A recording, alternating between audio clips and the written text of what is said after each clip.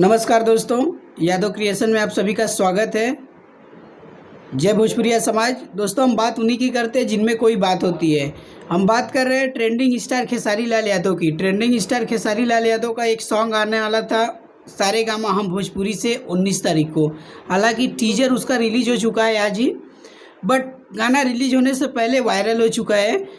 अखिलेश कश्यप जी उनके राइटर है, अखिलेश कश्यप, उन्होंने रील बना के कि कहीं डाल दिया है। हालांकि वायरल हो चुका है, बट कौन चैनल से वायरल हुआ है हम लोग नहीं बता सकते आपको। दोस्तों, अगर आप पूरा गाना का एंजॉय करना चाहते हो तो 19 तारीख को सारेगामा हम भोजपुरी पे जाइए।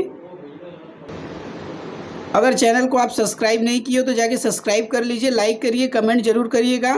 मिलते हैं दोस्तों नेक्स्ट वीडियो में। हाँ दोस्तों, अगर आप मेरे चैनल पे नए हो तो प्लीज़ आप मेरे चैनल को सब्सक्राइब कर लीजिए, लाइक कर लीजिए, कमेंट जरूर करिए। दोस्तों मिलते हैं नेक्स्ट वीडियो में आपको, तब तक के लिए धन्यवाद आप सभी को।